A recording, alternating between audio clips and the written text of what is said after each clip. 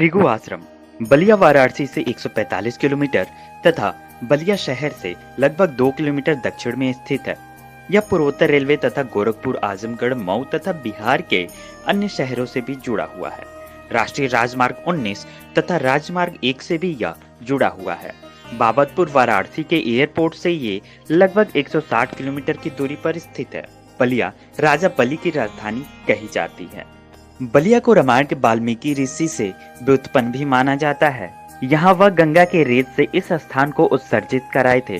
बाद में भृगु ऋषि को इस स्थान पर धार्मिक तथा संस्कार तथा विकास के लिए भेजा गया था। यहाँ ऋषियों ने हजारों वर्षों तक आराधना किया था। ऋषि भृगु बलिया में ही स्वर्गारोही हुए थे, इसलिए उनसे समर्पित यहाँ मंदिर बना हुआ है। इसे एक सिद्ध व शक्तिपीठ भी माना जाता है। यहाँ पर भृगु ऋषि तथा उनके शिष्य दादर मुनि के सम्मान में प्रतिवर्ष कार्तिक पूर्णिमा को एक विशाल मेले का आयोजन किया जाता है। बहुत दूर दूर से देशी व विदेशी पर्यटक यहाँ दर्शनार्थ आते रहते हैं। सरयू या घाघरा नदी यहाँ गंगा में मिलती है, इसलिए इसे भृगरासन भी कहा जाता है। यह भृगु आश्रम का अपभ्रंश है। जब ऋषियों ने त्रिदेव की परीक्षा के लिए भृगु मुनि को भेजा था तो उन्हें सहनशीलता का परीक्षा हेतु विष्णु की छाती पर पैर से प्रहार किया था। भृगु मुनि द्वारा लिखा गया भृगु संहिता ज्योतिष का महत्वपूर्ण दस्तावेज माना जाता है। गंगा के तट पर स्थित दादरी शहर में महोत्सव मनाया जाता है। उस आश्रम को भी भृगु आश्रम कहा जाता है। महाभारत इसे भृगु तीर्थ के रूप में लिखता है। जब राम ने परशुराम की शक्ति छीन लिया था तो वह यहाँ आकर अपनी शक्ति पुनः अर्जित किए थे। इसी आश्रम में वीतिहोत्र ने आश्रय ले रखा था। भृगु के दिव्य शक्ति से वह ब्राह्मण बन गए थे। यहाँ भृगु के चरणों की छाप भी बनी हुई है।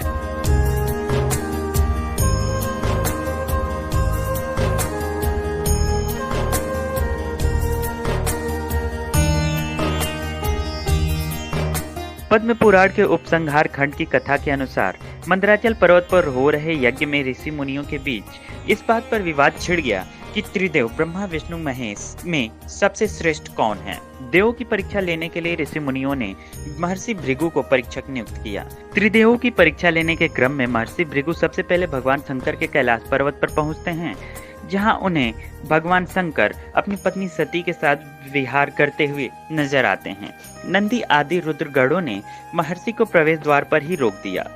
इनके द्वारा भगवान शंकर से मिलने की हट करने पर रुद्रगणों ने महर्षि को अपमानित भी कर दिया। कुपित महर्षि भृगु ने भगवान शंकर को तमोगुणी घोषित करते हुए लिंग के रूप में पूजित होने का शाप दिया। यहाँ से महर्षि भृगु ब्रह्मलोक ब्रह्मा जी के पास पहुँचे। ब्रह्मा जी अपने दरबार में विराज थे। सभी देवगण उनके समक्ष बैठे हुए थे। भृगु जी को ब्रह्मा जी ने बैठने तक को नहीं कहा। तब महर्षि भृगु ने ब्रह्मा जी को रजोगुणी घोषित करते हुए अपूज्य होने का श्राप दे दिया। कैलाश व ब्रह्मलोक में मिले अपमान तिरस्कार से क्षुभित महर्षि विष्णु लोक चल दिए। भगवान श्री हरि विष्णु क्षीर सागर में सर्पाकार सुंदर नौका पर अपनी पत्नी लक्ष्मी श्री के साथ विहार कर रहे थे। उस समय श्री विष्णु जी शयन कर रहे थे। महर्षि भृगु को लगा वो हमें आता देख सोने का नाटक कर रहे हैं। उन्होंने अपने दाहिने पैर का आघात श्री विष्णु हरि की छाती पर कर दिया। महर्षि के इस अशिष्ट आचरण पर विष्णु प्रिया लक्ष्मी जी जो श्री हरि के चरण दबा रही थी कुपित हो उठी, लेकिन श्री विष्णु जी ने महर्षि का पैर पकड़ लिया और कहा, भगवान मेरे कठोर वक्ष से आपके कोमल चरणों को कहीं चोट तो नहीं लगी। महर्षि भृगु लज्जित भी हुए और प्रसन्न भी। उन्होंने श्री हरि विष्णु को त्रिदेव में श्रेष्ठ सतोगुणी घोषित कर दिया। त्रिदेव की इस परीक्षा में जहां एक बहुत बड़ी सीख छिपी हुई है, वहीं एक बहुत बड़ी कूटनीति भी छिपी हुई है। इस घटना से एक लोकोक्ति बनी, क्षमा बड़न को चाहिए छोटन को उत्पात, का हरि को घटियो गए ज्यों भृगु मारी लात। अगर आपको ये वीडियो पसंद आए तो हमें सपोर्ट करने के लिए चैनल ज़रूर सब्सक्राइब करें और बेल आइकन को दबाना ना भूलें।